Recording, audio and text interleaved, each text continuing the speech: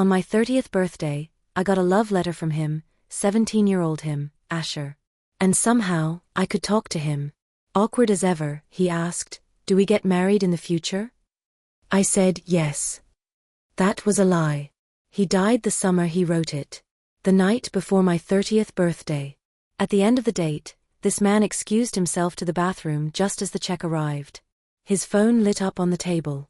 An open chat window. His last message read, "She's got a stable job, decent personality, but painfully average in every way. And she's 30. I've got good options, I can do better." I quietly paid the bill. $25 per person, nothing fancy. When he came back, his smile was sheepish. "I can Venmo you my half," he offered. I shook my head. As I slung my backpack over my shoulder and headed out, my phone rang. It was my mom. Her voice crackled through the noise of traffic and people. "So, how was it? Government job, stable income, age appropriate. Seems like a good catch, right?" I weaved through the crowd, trying to keep the phone steady against my ear. We passed a bakery where an employee was moving day-old cakes to the clearance rack. I didn't answer. Silence said enough. Her voice sharpened, anxious and almost pleading. "Annabelle, you're turning 30 tomorrow. Can you please be a little more realistic?" I looked up at the sky and said, "Okay." I bought that discounted cake and brought it home. It wasn't until I closed the door behind me that it really hit me. Tonight was my last night in my 20s. I didn't even wait for midnight. Lit the candle early. Didn't make a wish. Maybe because I already knew the one thing I wanted wasn't coming true. But when I opened my eyes, in the flickering glow of the candlelight, there it was. A letter. The envelope smelled faintly of freesia. White, clean, soft to the touch. My name, Annie, was scrawled across the front in wild, familiar handwriting. There was no signature, but my heart skipped anyway. Only one person ever called me Annie like that. I pulled out the letter. Just 2 lines. "Annie, I like you. Don't be an idiot about it." Dated, March 1st, 2017. Back then I was a junior in high school. 17. So was he. But I never got this letter. The ink looked fresh, like it had just been written. Arrogant handwriting, confident to the point of cocky. Then, halfway through, it had been hastily scratched out. Maybe even he felt embarrassed after writing it. I didn't feel scared. Weirdly, not at all. I just grabbed a pen and scribbled 2 words in the blank space beneath. "You psycho." There was a long pause. Like, a real pause. Then hesitantly, a few words appeared on the page. "Who are you?" For a second, I thought I was losing it. I held my breath. Then decided to go with it. 17-year-old Asher? I'm your fairy godmother." Silence again. Longer this time. Finally, slowly, 2 big characters came into view, this time from him. "You psycho." I smirked. Picked up the pen again, calm and steady. "I am your fairy godmother. I have a vision. Tomorrow, during basketball, you're going to twist your ankle. Better be careful." He stopped replying. Clearly didn't buy it. I put the pen down, smug. "Fine. Don't listen to your fairy godmother. Enjoy limping for a month. Annie." That's what Asher called me from the start. He transferred in during junior year. Instantly the center of attention. One of those people who didn't try to stand out but couldn't help it. During the placement test at the beginning of the semester, he ended up sitting right behind me for English. He had those sharp almond-shaped eyes that always looked like they were up to something. He leaned forward, propped his chin on his hand, and grinned. "Annie." He had long legs. One lazy stretch and his foot hooked the leg of my chair. I turned to glare at him. Sunlight caught on his lashes and messy hair. His nose was straight and sharp. "Help me out, would you?" I nodded. Just like that. No hesitation. When the scores came out, I got a D. He did a little better. D+. Maybe his essay was slightly less of a train wreck than mine. Once the sorting was done, we both landed in the same bottom-tier class. Perfect, thanks to our stellar English scores. The first day of class, he strolled over and for a second I braced myself. Thought the infamous new kid was about to throw a punch or something. Instead, he stopped in front of me, reached out, and messed up my hair with both hands. "Annie, your English sucks. Want me to tutor you?" AD plus offering help to AD. The confidence. I turned away, annoyed. Truth is, my grades weren't normally that bad. But my parents had been locked in a messy divorce for ages, and I'd tanked the test on purpose, hoping maybe it'd get their attention. Spoiler, it didn't. But I did manage to catch Asher's. From then on, he stuck to me like a bad habit. "Annie, Annie." He said it all the time, like a song on loop, for a whole damn year. And weirdly, after that, no one else ever called me Annie. And for a long time, that felt wrong. I turned 30 and did absolutely nothing. Took the day off, stayed home, didn't even change out of my pajamas. Just sat there with that letter in front of me, chin in hand, staring at the last few lines from the night before. My phone buzzed. A message from yesterday's date popped up. "Wanna meet up again?" I actually felt a connection. Right. To him, I wasn't ideal. But not terrible either. A decent plan B. Funny thing is, I used to be someone's first choice. No question, no backup plan. Just me. I was about to type a reply when angry handwriting slashed across the letter. "You're seriously a fairy godmother? More like a damn witch." I sprained my ankle. Oh, I knew. That year, Asher really did mess up his leg. Not even a serious injury, but he milked it for weeks. Made me run his errands like some overworked assistant. Water, food, homework. All it took was one word, Annie. I remember standing in front of him, laughing through gritted teeth. "You want me to help you pee too?" And what did Asher say? He leaned in, head dropping to my shoulder like he was on his deathbed. His breath hit the side of my neck, warm and teasing, lips curled into a wicked smirk. "If you're offering, I'm not saying no." I was 17. And now, at 30, I could still picture exactly how his eyes looked when he said it.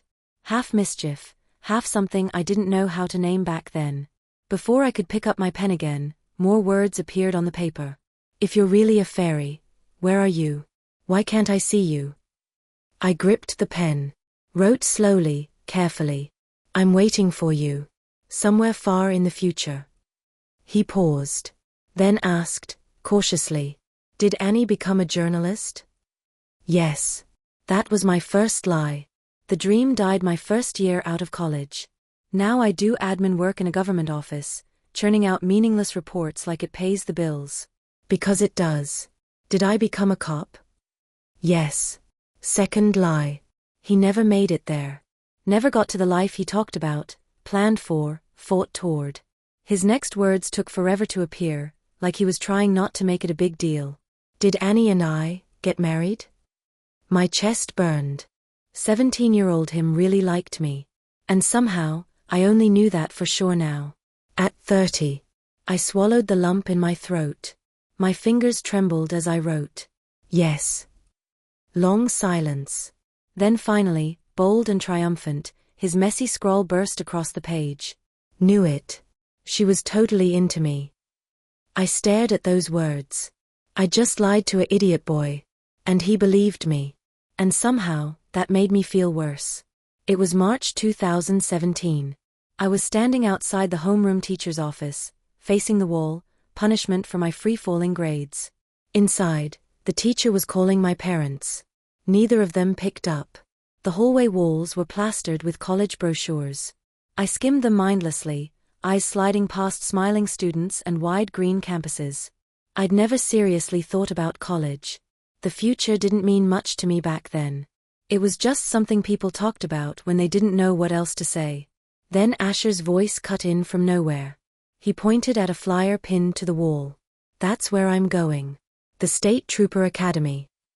His ankle was still messed up, and I had no idea why he was even standing there next to me.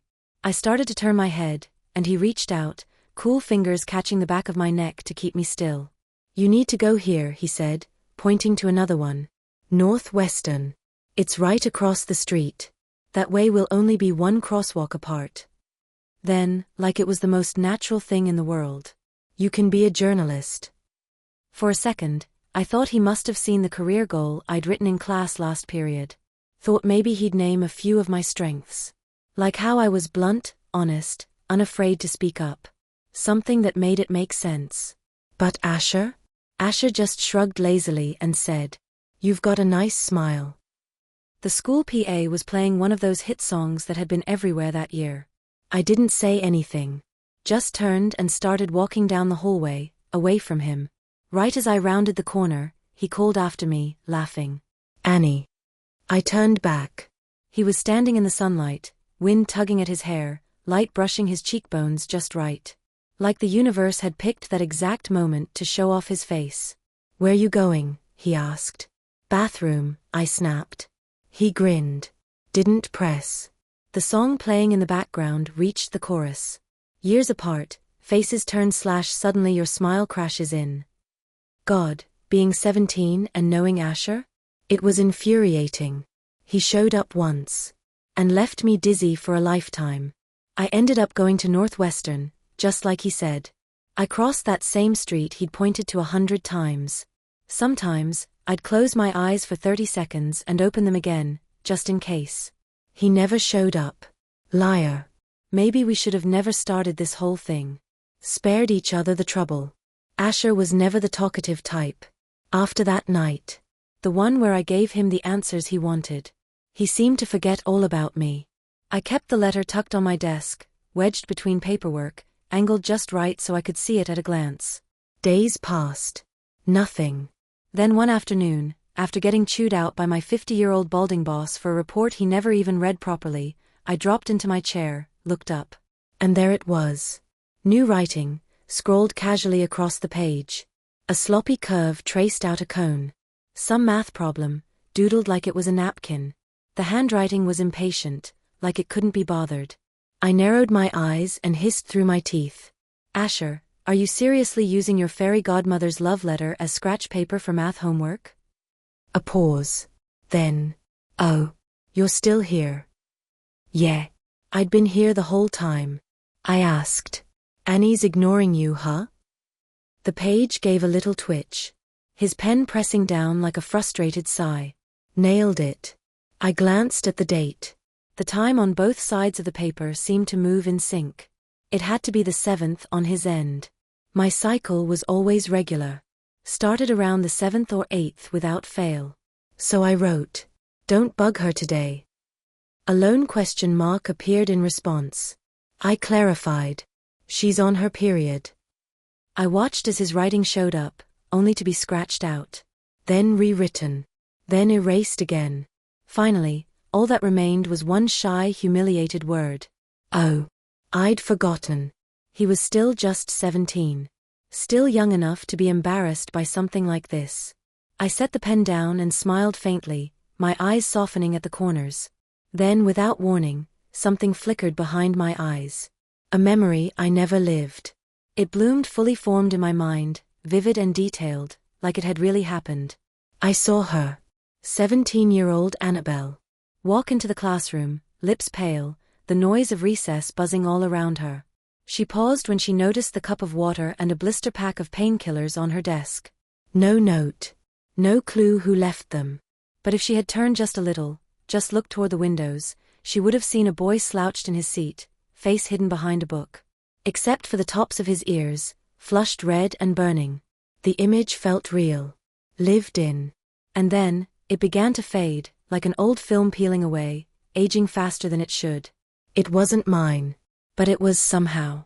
I blinked and looked down at the letter again, hands still, eyes stinging. Did that just happen? Because of me? Because of what I wrote? I picked up the pen and wrote carefully. "Asher, where did you even get the painkillers?" His answer came quick. "Don't worry about it." I shifted gears, tried to sound playful. "Your fairy godmother is back. This time with a message from the far, far future. She says, teenage you was way too much of a clueless boy." He didn't reply right away. So I added, "Which is why you should probably listen to me this time." Honestly, I didn't expect anything. Asher wasn't exactly the type to take advice. His ego could fill a room, and he followed his own rules even when they led nowhere. But then his handwriting appeared, slower this time, and every word knocked the breath out of me. Okay. If it makes Annie like me even a little more, then okay. I sat at my desk, staring at that line, the pen trembling in my hand, knuckles pale from how tightly I was gripping it. What I was doing. Crossing time, lying to a version of him who didn't know what was coming. Wasn't saving him. It was teaching him how to let her go. To not be her hero this time. Don't save her again, Asher. Let this be different. Let it end before it breaks you. Asher had started using me as his personal venting station. Every entry began and ended with Annie. Other things came up, sure. Homework, basketball, random nonsense. But no matter what, it always circled back to her. If life was a perfect loop, she was his fixed point. His anchor. Annie got a new hair clip. It's really pretty. Which, of course, he stole right off her head. That science nerd from Class A asked to borrow Annie's book again. Can't he buy his own damn copy? Naturally, Asher responded by humiliating Class A on the basketball court the next day. I listened quietly, day after day, as he spilled the fragments of his 17-year-old heart onto the page. And through it all, I found myself slipping back. Back into that blue and white school uniform, back into that world of hallway gossip and sunlit classrooms. I'd never known these pieces of him. Not then. And so, I coached him. Gently, firmly, endlessly. Don't annoy her so much. Keep your distance. Clingy guys are a turn-off. Stop bringing her strawberry milk from the shop. Get her bitter coffee instead, like a proper classmate who wants her to stay awake and study. Don't keep bossing her around. Say please. Say thank you. Be decent. For a while, he actually listened. His notes to me got lighter, more hopeful. She doesn't seem to hate me as much now. I hesitated, then wrote. Did you think she hated you? A pause. Then quietly, almost guiltily. Yeah.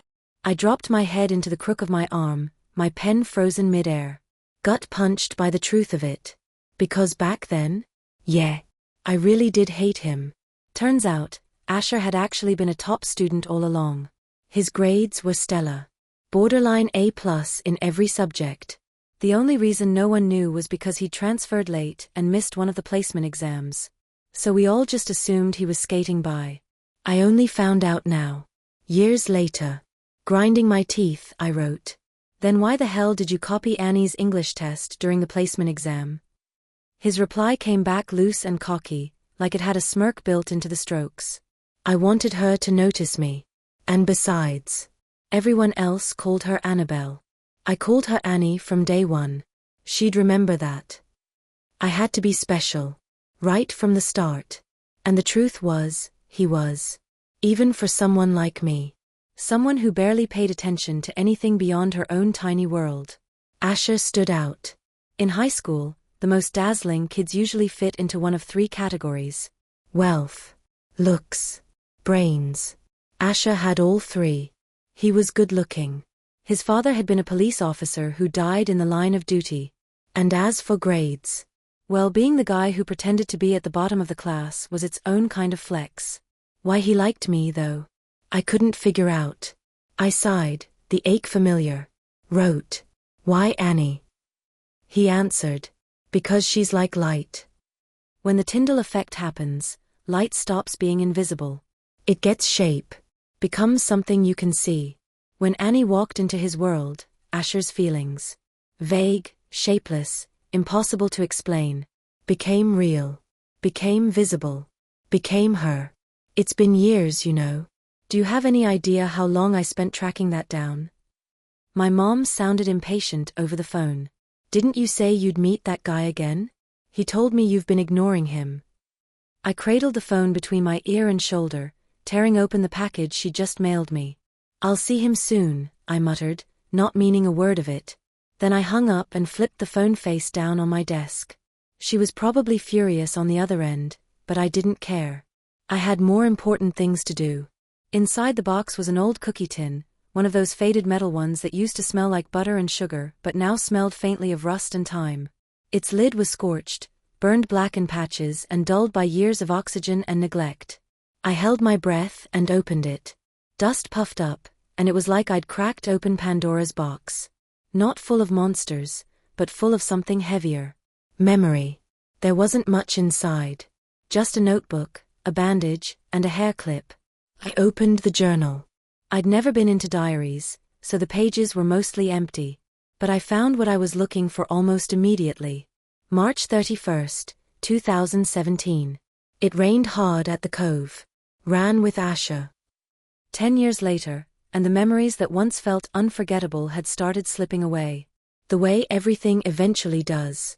But when I closed my eyes just then, I saw it all. I was a kid no one wanted. Somewhere along the line I'd begun to understand that. I hated shiny people. People who looked like they belonged in this world, who wore their importance like a badge. People like Asher. He was loud and bright and impossible to ignore. And he looked so damn lovable. That Friday, I went home early. Hours before school let out. Because that was the day it became final. My parents' divorce was official. And just like that, the weight on my chest eased. Except neither of them wanted me. I sat on the couch while they argued over who shouldn't take me. Dad said girls should stay with their mothers. Mom said she couldn't afford it. The front door was wide open. I remember the neighbors listening. Trying not to look like they were listening. And all I could think, as I sat there surrounded by rejection and noise, was, why isn't it raining yet? Let it rain. Let it flood. Maybe I'll drown. I closed my eyes and started counting. 1 Mississippi, 2 Mississippi, up to 30. Asher once told me this trick. Close your eyes. Count to 30. Open them. Maybe the world'll look different. I never believed it, but I still did it. Every time. I wasn't even halfway there when a sharp sound cracked through the air. A voice that didn't belong here. Didn't belong now. Didn't belong at all. Then a crash. Asher, standing in the doorway, had just kicked it open. The slam echoed through the apartment like a firecracker. The arguing stopped cold. He looked furious. His voice cut through the stunned silence like a blade. What the hell are you yelling for? My parents turned around in shock, both of them speechless, staring at the tall boy with the storm in his eyes. And then word by word, measured, deliberate, he said, "You don't want her? Fine. I do." He stepped forward, grabbed my wrist, and pulled. Just like that. I was being dragged out of the apartment, down the stairs, past the nosy neighbors craning their necks for drama. I followed his pace, quick and heated, and only then did I notice. He was carrying my backpack. White, half-zipped, stuffed to the brim with schoolwork. Somehow, I'd left it behind. And this idiot, this impossibly infuriating boy, had come all the way here to return it. Walked straight into a soap opera. He didn't speak. Jaw clenched, lips pressed tight, a vein twitching at his temple. He looked more heartbroken than angry. Outside, a sleek motorcycle was parked at the curb. I stared at it, unsure. He didn't ask. Just shoved a pink helmet onto my head. It was too big and heavy and made my neck dip under the weight. He pressed down on the top with both hands, smirking at the way I looked in it. Then he laughed. Low, warm, real. "Annie," he said, "guess I got lucky." Then, softer. "From now on, when you close your eyes for 30 seconds, you'll taste the sea." Liar. It wasn't 30 seconds. It was forever. I'd never been on a motorcycle before. I held on to him because I had no choice. His waist lean, tense under my arms. He drove fast, cutting through the chaos of the city, heading for the edge. To the cove. By the time we reached the coast, night had turned the sky deep blue, almost black. There were barely any cars. Just us. And the wind. And the hum of wheels over wet pavement. Then the rain hit. Hard. Soaking us in seconds, water seeping past our helmets, dripping down our necks. My clothes clung to his, plastered by the storm. And underneath it all, his body was burning hot. That night, for the first time, I didn't hate Asher. He laughed, full-throated and wild, over the roar of the rain. Runaway mission, initiated. And if it hadn't been for that storm, I would never have called him a friend. Would never have let him get close. By the time the letter's date finally caught up to March 31st, 2017. The night of the downpour. I hadn't reached out to Asher yet. But he got to me first. His handwriting sprawled lazily across the page. You there? $10 if you answer a question. I kept my tone calm, measured. I'm your godmother, not a fortune teller. He didn't care. Started doodling right over my neat script, aimless squiggles that practically sighed with boredom. I sighed too. Gave in. Fine. What's the question? What are the odds I'll find her? I didn't get it at first. His next line came quickly, like he was already annoyed with me for not keeping up. It's only noon, but she already ran off in a hurry. Left her backpack. Probably forgot it, 'cause she doesn't have as much homework as I do. That thought makes me suffer. So I'm skipping class to return it. Thank you, on behalf of 17-year-old Annabelle, for your boundless sense of justice. He brushed it off. Only problem is, I don't know where she lives. No one in class does. All I know is she always takes that one bus line after school. That road's got a bunch of old neighborhoods. I'll just check them one by one. I froze. I'd never known this part of the story. How he showed up at my door that night. How he found me. No wonder he'd said, I got lucky. It wasn't luck. It was miles. It was effort. It was stubbornness. He combed through the city just to find me. I looked down at the page, hands trembling just a little. I just did a little reading for you, I wrote. Go east. DT South Road. You'll see her there. He hesitated, then asked, seriously? The truth? My house was on the west side of the city. DT South was east. He could walk that entire road and never find me. This time, I wouldn't let him. I swallowed the guilt, kept my hands steady, my letters bold. Of course. When have I ever lied to you? I watched the page for a long time after that. No more messages came. He believed me. Sleep came crashing down soon after, heavy and fast. I didn't fight it. And in my dreams, something strange happened. The past shifted. Like new memories were being written over the old ones. In this version of the night. March 31st, 2017. Asher never came. I sat alone on that sagging couch, listening to the voices of two people trying to give me away like a burden neither of them wanted. Outside, the storm came late but strong, slashing through the windows in streaks of silver and sound.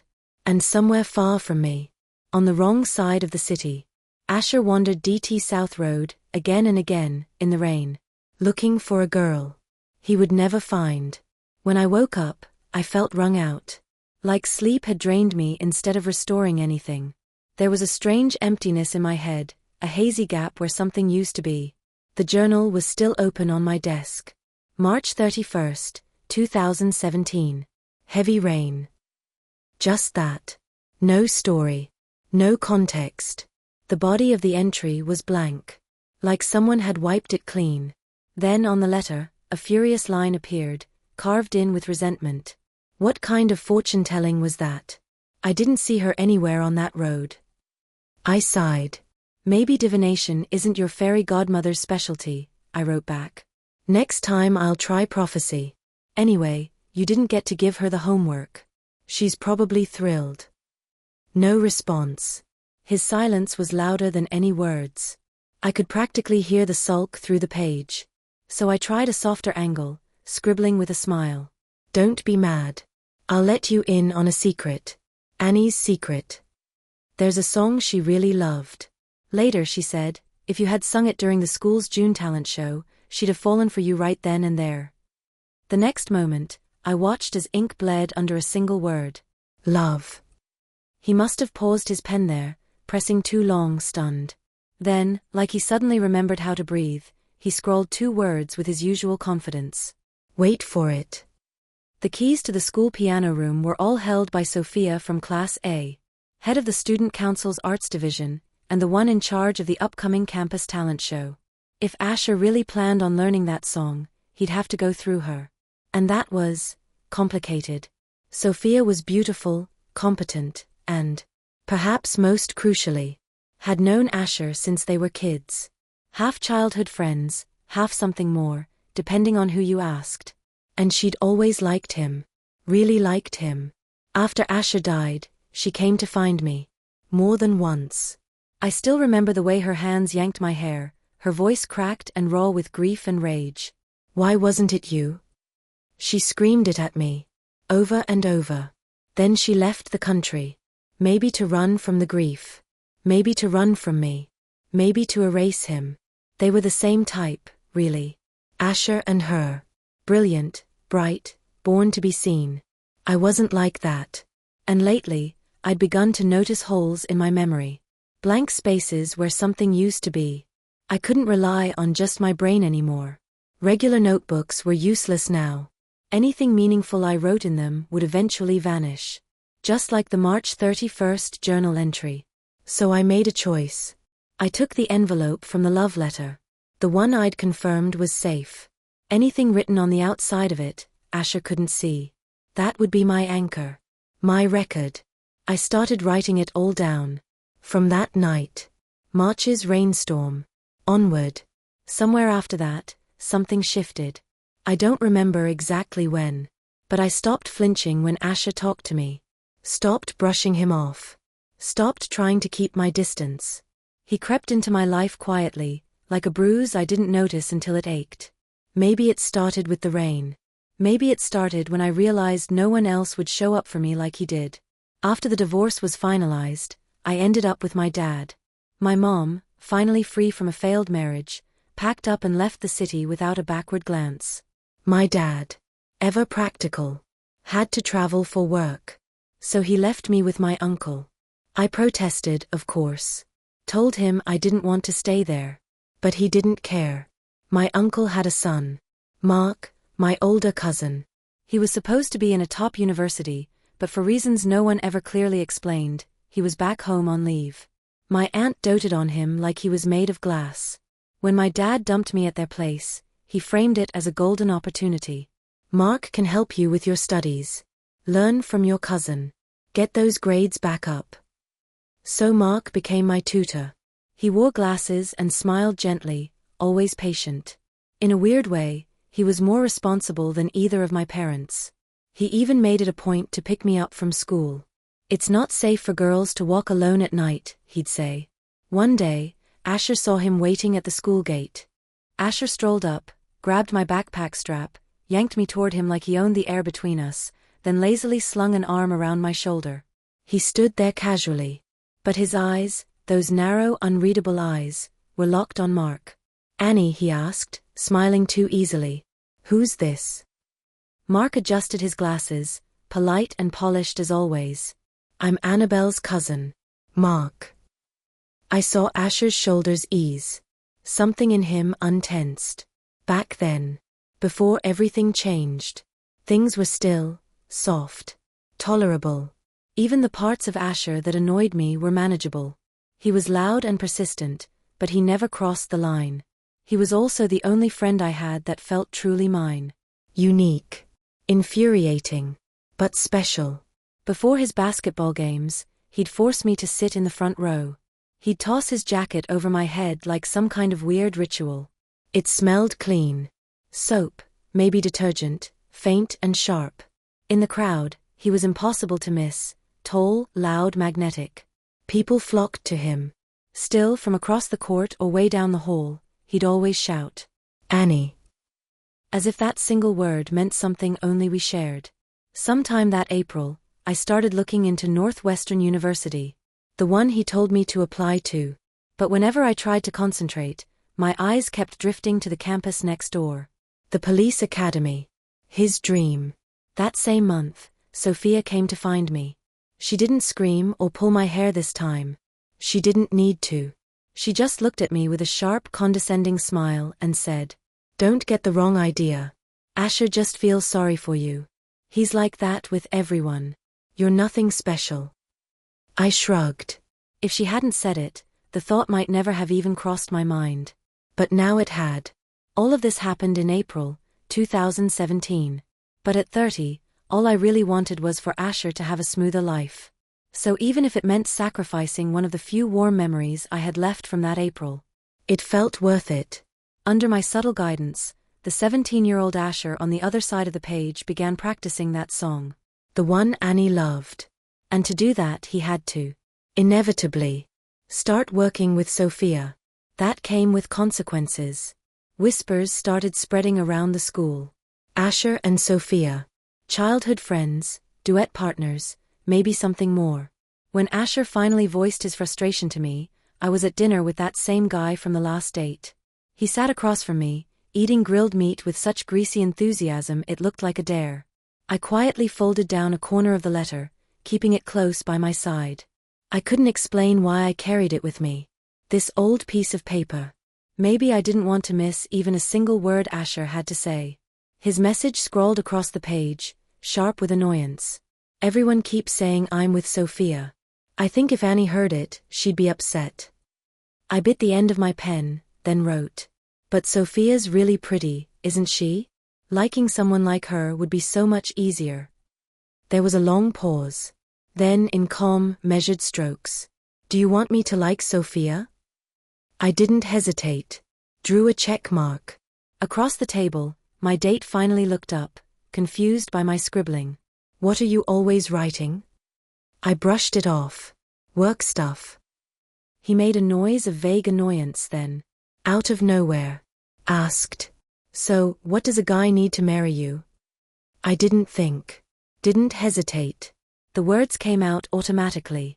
A motorcycle. The silence that followed was sharp enough to cut through the restaurant noise. Even I paused, stunned. A motorcycle? I scanned my memory for where that came from. Nothing. Blank. I chalked it up to a weird brain slip. The guy though? He looked pleased. Probably thought a motorcycle was a cheap price tag for something permanent. A good deal. I looked down, uneasy, and checked the letter again. The words were already waiting for me. Is Annie happy, in the future? He never asked about the ending again. Not since that first time he got the answer he wanted. He told me he'd make his own way there. Walk to Annie's future with his own 2 feet. And now, he was asking. I wrote slowly, deliberately. She's very happy. She's happy. Because she got to meet you again. Even if it took her 13 years. Even if she had to lie across time to do it. Asher and Sophia were getting closer by the day. Everyone around them started to treat it as something natural, inevitable. Like they'd just been waiting for it to happen. And maybe Asher had started to believe that too. He stopped talking to me about Annie. No more saved seats at basketball games. No more lectures about which university she should apply to. No more clingy, obnoxious boy insisting he was her friend. His handwriting on the letter became sparse, almost reluctant. Like the magic of this strange connection had worn thin. Like he was tired of this phantom fairy godmother, who only ever replied in calm, clean strokes. The letter was special in its own strange way. It wasn't endless. Just a single page. Once it filled up, the words vanished, wiped clean. A fresh new sheet appeared, blank again. Except for the first line. The one sentence that never faded. Annie, I like you. Don't be an idiot about it. I didn't dare reread it often. But I always knew it was there. I skimmed the newest entries. Sophia's name was everywhere. Sophia tattled to my mom again. Said I'm a bully. Please. I only ever messed with Annie. Sophia's annoying. I asked her what girls like. She sent me links to her shopping cart. Tried to practice the song. Sophia insisted on staying. Won't take a hint.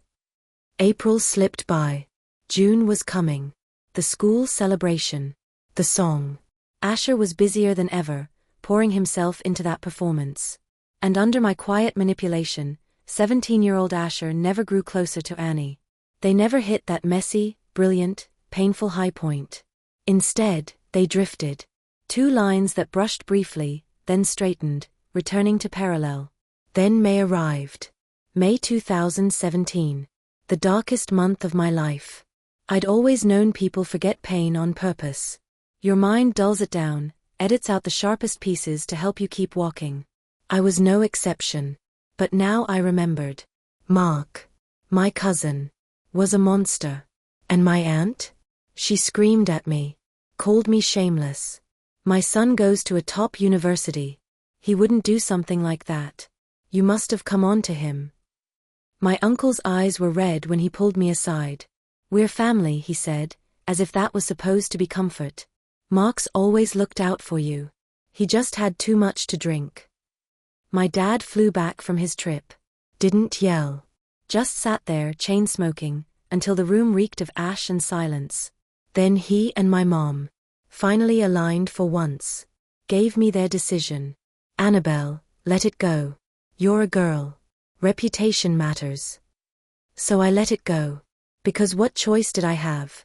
What was there left to fight for when everyone had already decided it was easier to shut me up? Everyone except Asher. Only he asked, "What did you do wrong?"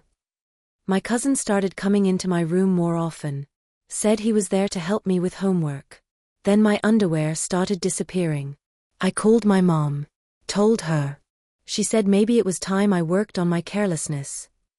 You've always been scatterbrained, Annabelle. Start paying more attention. He took over the job of picking me up from school. From the gates to the house, there was this one stretch.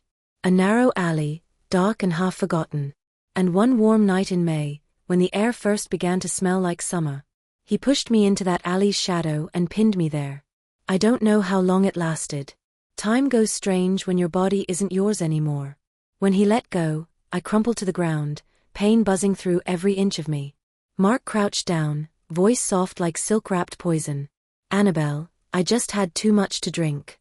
You won't tell anyone, right? He loosened his grip, and strands of my hair fell from his hand. He'd pulled them straight from my scalp. No one will believe you. No one will care. And he wasn't wrong. I called my parents. They reacted exactly the way he said they would. Keep it quiet. Transfer schools. Erase it before it stains your future.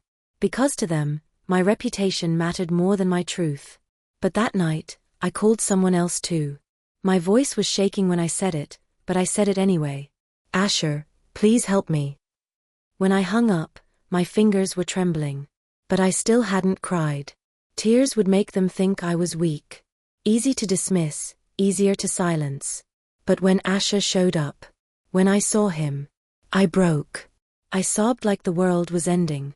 Because for me it kind of was. Asher didn't say anything.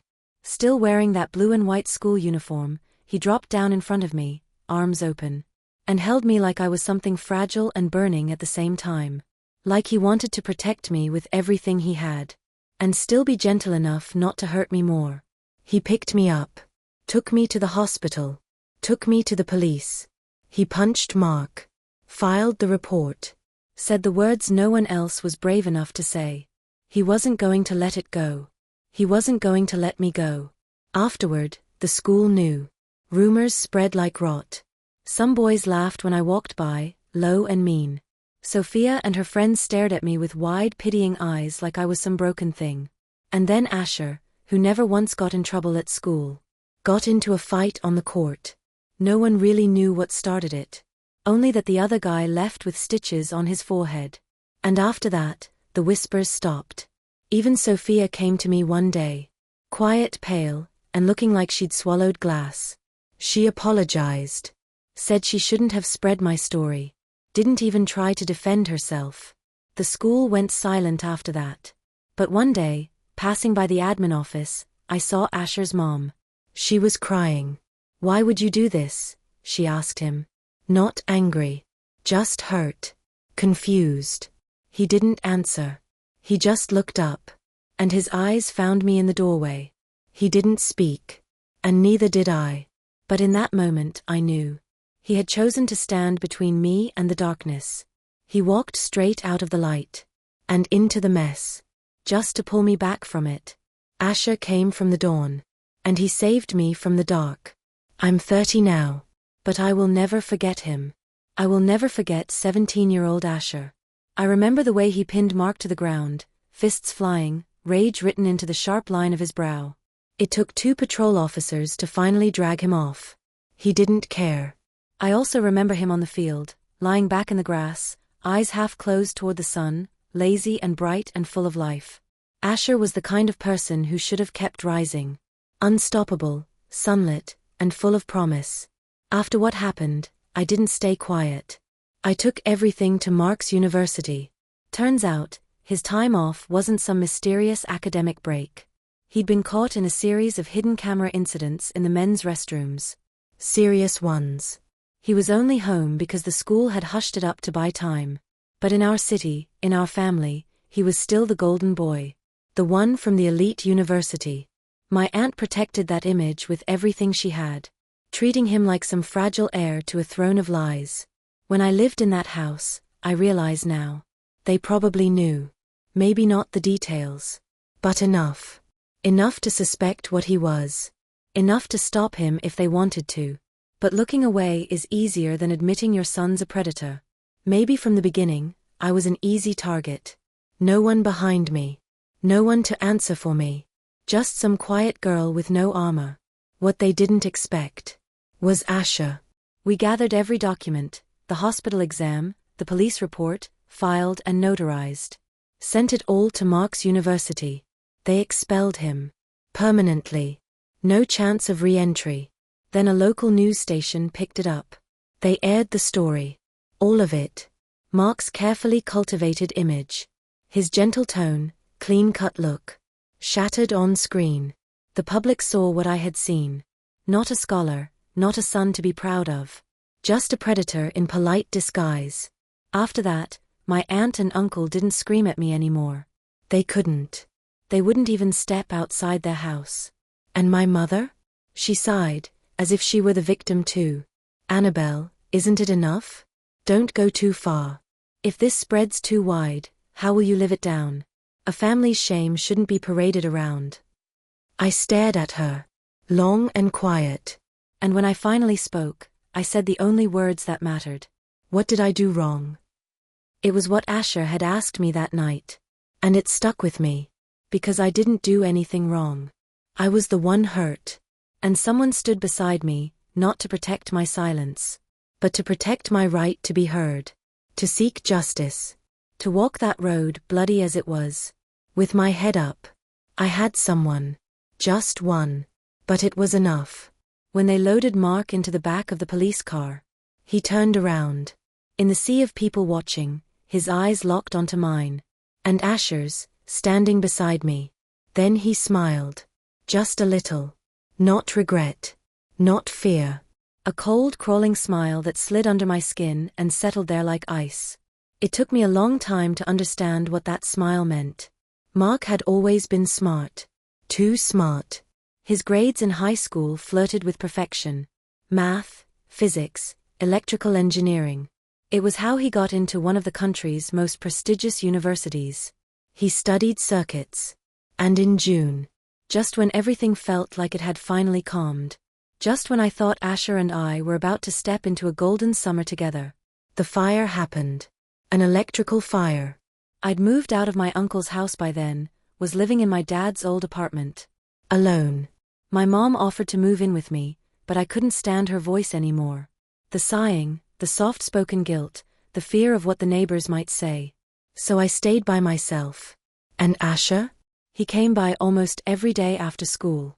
Said he was there to do homework. But mostly he just made the place feel less empty. The guy who ran the juice bar on the corner liked him. Gave him extra fruit drinks whenever he saw us. Said we looked like good kids. Asher would always take the sweeter one and hand me the other without asking. One afternoon, Asher came in with his hands behind his back. Guess what I brought? He opened his palms, and there she was. A tiny yellow kitten, blinking up at me like she had no idea what world she'd just been dropped into. Found her on the way here, he said. You looked like you were dying of boredom, so. He shrugged. He named her Daisy. I looked at the kitten, then at him. Then asked quietly, Asher, are you afraid I'm gonna get depressed? He laughed. Not just a chuckle. A full-on shoulder-shaking laugh that wrinkled the corners of his eyes and made his breath catch. No, he said, wiping his face. I'm afraid I won't have a good excuse to see you anymore. I froze. Turned away. He did the same. Out of the corner of my eye, I caught the tip of his ear. Flushed pink, the same soft shade as the sky outside, where the sunset was melting across the windowsill like spilled blush. The letter's date had already reached May, and with each passing day, my memories of 17-year-old Asher were fading. Even Daisy, the little cat who had long since died, left no trace in my home anymore. No scratches on the floor. No bowls in the corner. No sound in the silence. I dreamt about the fire. June 5, 2017. The night everything was supposed to be over. For the first time in years, Asher came to me. In a dream. In the dream, I was 17 again. My skin still had light in it. My eyes weren't hollow. I hadn't learned how to smile while breaking yet. I didn't know where the fire started. Just that by the time I woke up choking on smoke, it was already too late. The room was burning. Air warped and twisted from the heat. Flames licked every surface like they were hungry. I couldn't run. And Daisy was pouring at me, meowing desperately, nudging me toward the window. Then, like something written straight out of an impossible story, he appeared. Asher. I still don't know how he got inside. There was no way he should have been able to. It was like he tore straight through time and logic just to get to me. He didn't hesitate. He wrapped his arms around me, held me tight, and somehow managed to get us to the window ledge. The building was too high to jump. He knew that. He stayed inside. He kept me outside. One arm wrapped around my waist, bracing me on the edge. My bare feet pressed against a narrow concrete ledge. I was clutching Daisy in one hand. He was still in the fire. The flames lit up his face from behind. And I remember thinking, I can smell his skin burning. And he didn't let go. Not until the rescue crew finally reached us. Until the firefighter reached across and pulled me and Daisy to safety.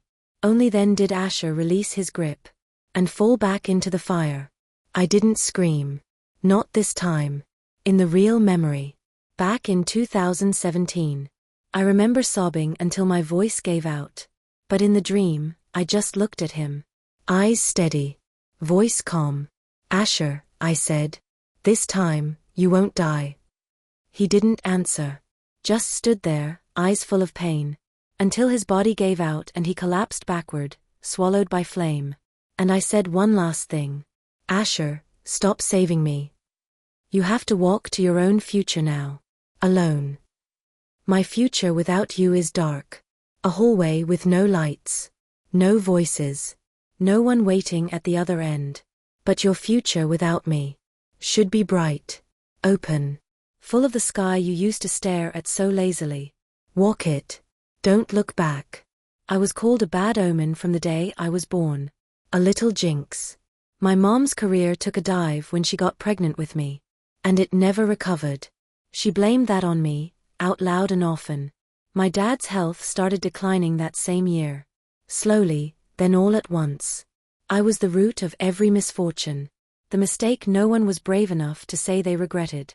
After waking from the dream of the fire, skin drenched in sweat, heart racing, I fumbled for the lamp on my nightstand and switched it on. The room lit up dimly, but I still felt the smoke in my lungs. I looked at the letter. At that pale, magical paper that connected me to a time long past. My memories were shifting, evolving, and now may belong to me. Me alone. Dark and brutal and silent. That night. The real one, the night it all happened. I didn't call Asher. I walked it alone. Back bent. One hand on the wall to steady myself. Every step a swallow of pain and fear. No one carried me through it this time. And maybe that's what growing up really was. My mom came back, eventually. Late and uncertain, guilt hovering like a scarf she wore for show. She made arrangements in secret. Transferred me to another school.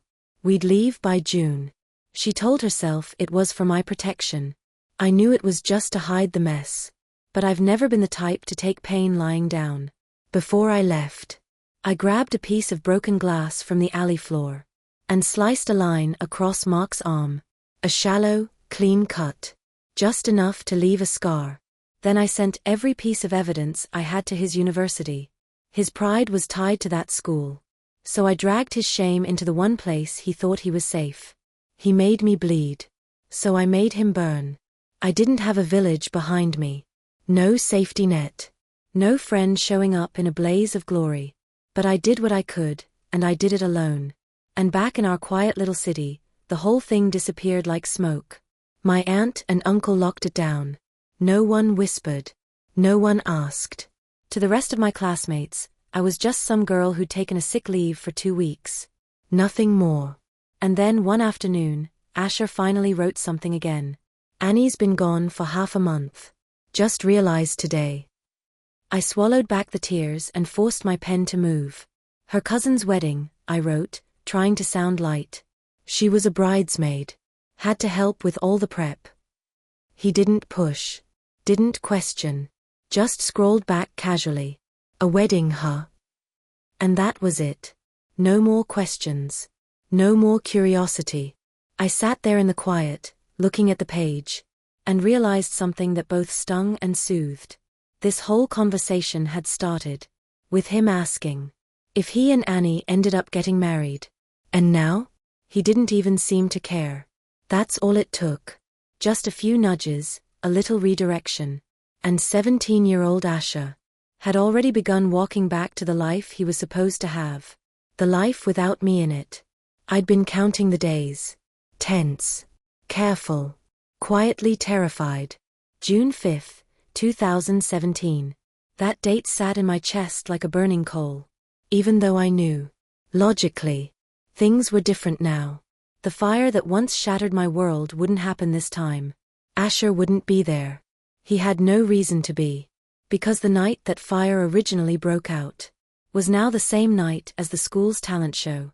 He was performing a piano solo. It was printed on the program. He couldn't just walk out. Still, the dread didn't go away. It clung to me like the hour before dawn. Long and heavy, the kind of dark that feels like it'll never end. So I picked up the letter. Wrote carefully. Casually. Pretending I wasn't scared out of my mind. Fairy godmother checking in.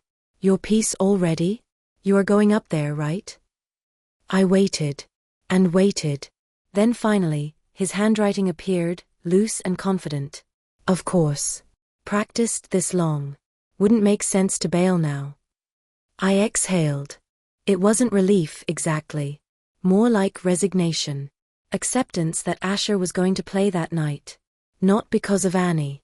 Not because he was trying to win someone's heart. Just because he'd worked hard.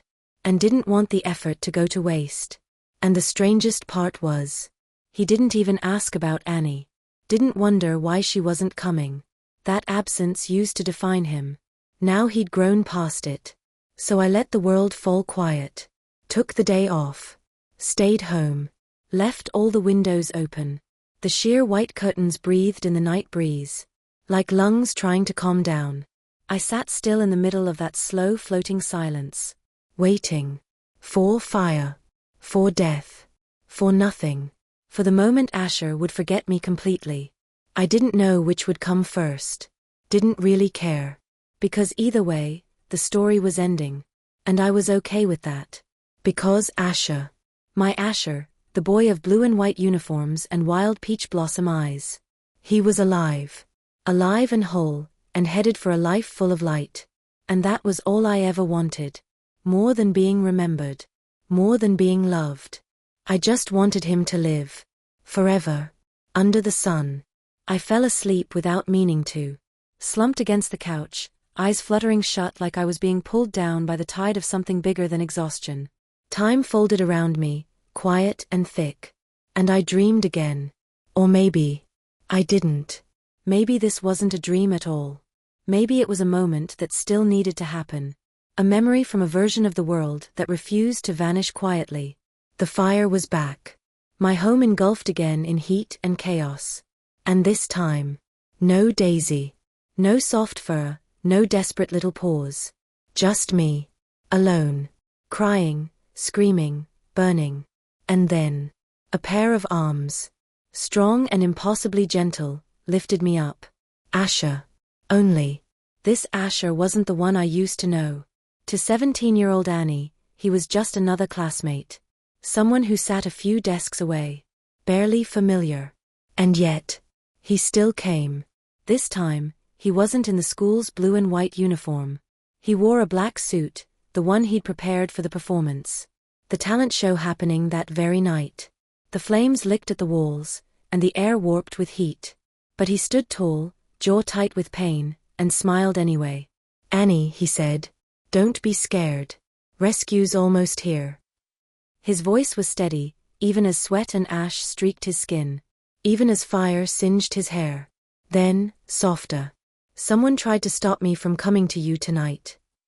She said I had things I couldn't walk away from, and that's when I knew something was wrong. I was right. I had to come." And I realized what he meant. He'd pushed past me. Past the 30-year-old me who had done everything to reroute him. To keep him safe. To keep him far away from this exact moment. He came anyway. Because that's who Asher is. His hair caught fire at the tips. Still, he smiled. "Want to hear that song?" he asked. "The one I've been practicing. You'd like it, I think."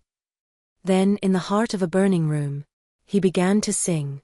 Through gritted teeth. Through pain that cracked his voice and curled his spine. Through flames that licked his skin and blistered his hands. But the voice was still beautiful. Still full of light. The evening wind brushes your hair aside, smoothing the scars memory tried to hide. In your eyes, light and shadow collide. And when you smile, the world blooms wide. By the time the firefighters reached the window, Asher had one hand braced against the sill, the other wrapped around me. Steady, firm, refusing to let go until I was safe. The moment they took me. When I was finally passed into someone else's arms. I broke. I screamed. Cried like my heart had been carved open with a hot knife. 17-year-old Annie didn't understand why she was so devastated. But she felt it. Some part of her knew. This pain would outlast time. Would sit buried in her chest until she was 30. Until she was gray. Until she was dust. How am I supposed to heal, Asher? If the one who made me feel safe is the one I lose every time? And as he began to fall backward, his body tipping into the inferno, he shouted, with everything he had left, "Live. Walk into your future." That was his last gift. His final order. His goodbye. "Annie, hello. Annie, goodbye." I woke from the dream. Know the truth. Gasping. The corner of the letter fluttered in the wind, caught under the edge of a book, trembling like something alive. The air in the room felt thin, as if grief had reached in and hollowed it out. I walked toward the desk. There was a weight inside me, a tidal ache I couldn't brace against. My spine curled beneath it. It hurt to breathe. Memories surged. Ones I'd forgotten, ones I had never lived but somehow remembered all the same. Forgotten timelines. Altered truths. New pasts. They all flooded in at once, like the universe was finally letting me see the full picture. On the paper, every message had vanished. Clean. Erased. Except one. The same sentence that had always been there, untouched by time or revision. "Annie, I like you. Don't be an idiot about it." And then, the paper caught the wind again, flipped once more. I froze. There, on the back, was a pencil sketch. Just a few lines, loose and quick, but unmistakable. A girl in profile, turning back in a school hallway. Hair swept by the wind. Eyes still wide with youth and doubt. 17-year-old Annie. Underneath, scrawled in that same cocky, beautiful script. "My dearest, beloved Annie. You didn't really think I wouldn't recognize you, did you?" I felt my knees give out. Because of course he knew. "Annie," he was saying. "Don't pretend I couldn't tell. Your handwriting. Your voice. You think I wouldn't notice the one girl I've never been able to ignore? So smug. So Asher. So Asher it hurt." I bent over the letter and wept like I'd never wept before. "Asher, you liar. You never liked Sophia. Not even for a second. You were just doing what I told you. Following the script I'd laid out. Not because you believed in it, but because you already knew how this would end. You knew what my future looked like. You'd seen how ruined it would be. And you still played along. Step by step. Quietly shaping yourself into the boy who would walk into a burning house for a girl. who had already tried to erase him from her fate. You knew I'd lied. You just didn't care. You just wanted to keep your promise. To save me, even if it cost everything. I looked down at the front of the envelope, where I'd scribbled the original timeline, so I wouldn't forget. February, met Asher. Annoying. Ma, ran away together. Not bad. April, started liking him. Very good. May, darkness. He saved me. June, Asher died in the fire. And now? February, met Asher. Ma, missed the run. April, grew distant. May, survived alone. June, Asher, still died in the fire. No matter how I changed it. No matter what strings I pulled. Asher always saved me. The wind outside surged all at once. The white curtains ballooned violently, like lungs gasping, or wings caught mid-flight. The letter in my hands. The one that had crossed time, that had once glowed with his crooked scroll. Quivered. Shuddered. And nearly tore. It felt like trying to hold onto a ghost. A pale paper butterfly, fragile to the point of collapse. Inside my mind, memories began to churn. Not gently, not peacefully, but like a storm washing over everything. The old ones faded. The real ones, the official ones, came rushing back. Louder. Heavier. Unstoppable. And then, the letter was gone. Vanished. Ink and envelope and time-traveling magic. All gone. I screamed. I tried to claw it back. But it was too late. It was always going to be too late. And now? I remembered only what the world had always insisted was true. That in February of 2017, I met a boy named Asher. A little annoying. Really nice eyes. He started practicing for the school's talent show. Got close to Sophia. Top student, picture-perfect match. My own life started falling apart soon after. Family chaos. Shame. A pain I could never speak of. I didn't like to think about the months that followed. But Asher. Asher was a good kid. Everyone said so. He saved me from a fire. Pushed me out a window. Held me until someone grabbed my hand. And then he died. Too many burns. Too much smoke. Too good for this world. I felt guilty. Grateful. I visited his grave when I could. Sometimes brought flowers. Sometimes brought nothing but silence. That was all. Much, much later. Someone asked me if I'd ever had someone I could never forget. Someone I'd carry with me forever. And I said it without hesitation. Yes. What was his name? Asher. The boy who burned like sunlight. That guy from the dating app? He tried to text me again. But the message didn't go through. I'd already blocked him. My mother stopped asking me to meet strangers for dinner. She didn't understand the change in me. But she recognized the chill in my voice. Stopped pushing. I quit my soul-draining job. Went back to Northwestern for a visit. Walked those familiar streets. Outside the State Trooper Academy, I saw a group of cadets spill out the front doors. Laughing, loud, full of light. And standing there on the sidewalk. I cried. Because I remembered a boy who once said, "Live, walk into your future." I went back into journalism. But this time, I chose my fight. I wrote for the kids who didn't know how to scream. I told stories about consent, safety, prevention. About power, and what it looks like when no one gives it to you, but you take it back anyway. I became the kind of voice I once needed. I walked into the future. Asher's wish for me, fulfilled. And him? He stayed 17. Forever bold. Forever bright. Forever young. The end.